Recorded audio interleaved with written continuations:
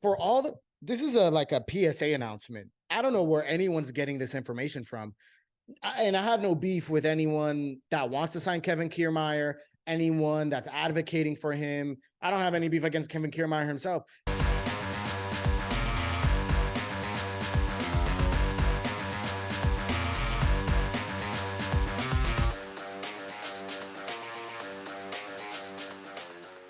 What is up, guys? This is David from Bronx Banter back at you with another off-season video. We talked about a few free agents already, or a few possible trade options for the Yankees already this year or the last few weeks.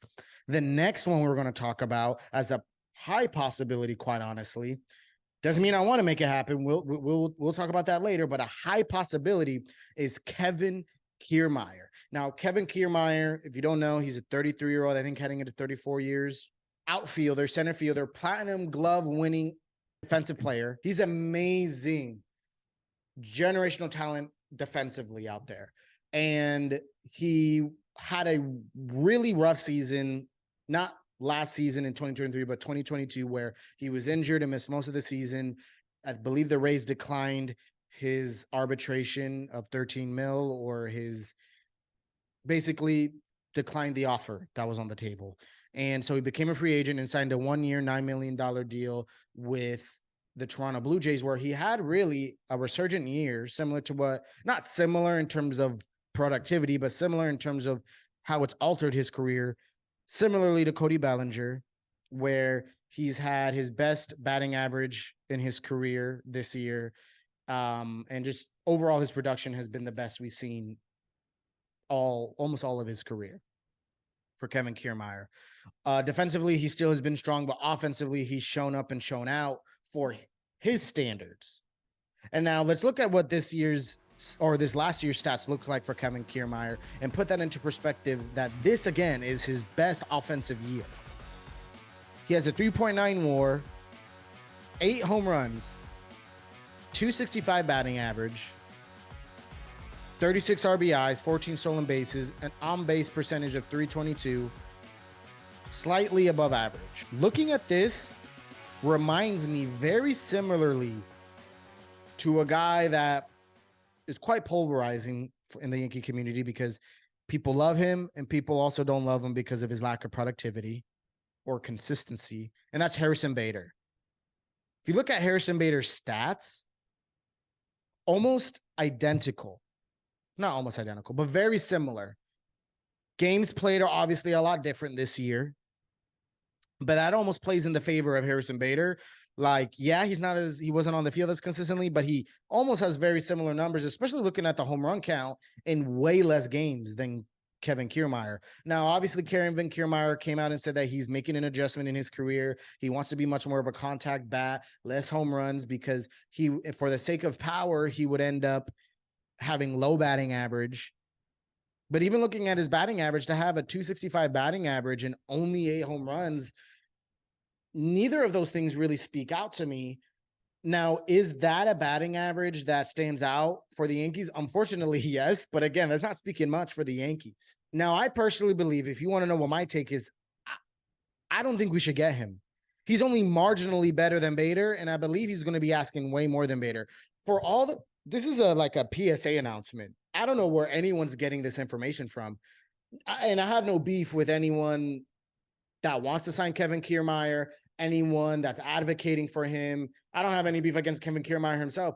Any Yankees talk show that's talking about signing Kevin Kiermaier to a 1-year deal, and I could be misled, so please teach me. I'm actually asking. This is not rhetorical. For anyone that thinks Kevin Kiermaier is going to only ask for a 1-year deal, where are you getting this information from? Any player that's coming off of arguably one of their better years, no matter what that looks like, no matter if that's a 300 batting average, no matter that's a 265 batting average, no matter what it looks like, if you're coming off of your career year into the offseason, you're not going to be asking for a 1-year deal. Unless you're planning on retiring the next year, you're not going to be asking for a 1-year deal. Even then, even if you do plan on retiring next year, you're not going to be asking for a 1-year deal. Kevin Kiermaier is going to ask for way more for a 1-year deal, because the idea of Kevin Kiermaier is that you sign him, you shove him in center field until Dominguez gets back, and then you figure out, where to plug them in between left and center. and he could be a bench piece even, and he could be kind of a stopgap for possible Spencer Jones or any other, or Juan Soto if we decide to sign him, which I think we should. But I just don't see us getting Kevin Kiermaier for 1 year. Especially, I know he's aging. He's heading into his 34 season. It would be foolish of him just to do a 1 year deal. Very, very foolish. Unless he does a 1 year deal with a player option to give himself some security. But again, I don't think he's going to be touching a 1 year deal. I think he's going to be looking for a 3 or 4 year deal at least. I'll be really blown away if he gets a 1 year deal. So for all those, for anyone saying that he's going to want, we should sign him to a 1 year deal, I don't think we're going to do it unless you sign him to a 1 year deal, like what, 15 mil? Like you're going to have to overpay to get him for a 1 year deal. Not saying 15 mil is a number. Don't put me to the fire for that. But you're definitely, if by chance Kiermaier says yes to a 1 year deal, you're going to have to overpay for him.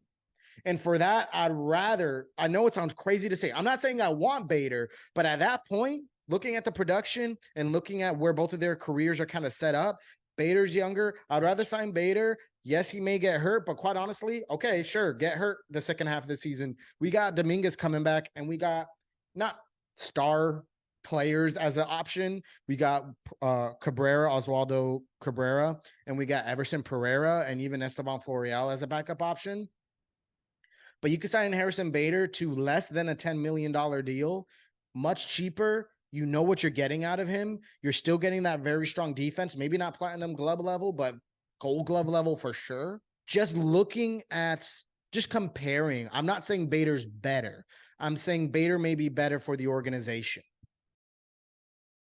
You're getting very similar productivity, with the only downside being Bader being injury prone.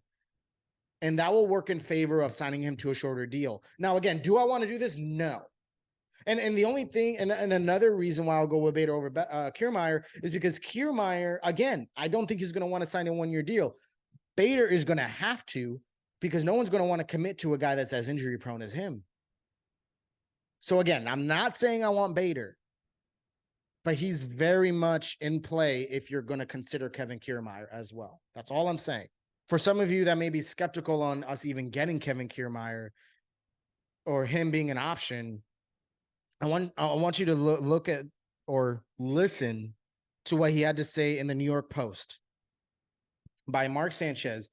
Kevin Kiermaier said, "I like the AL East. I've played in the division my entire career. I especially like here, which is New York, and Fenway. Feel like I'm always hitting homers here or playing well.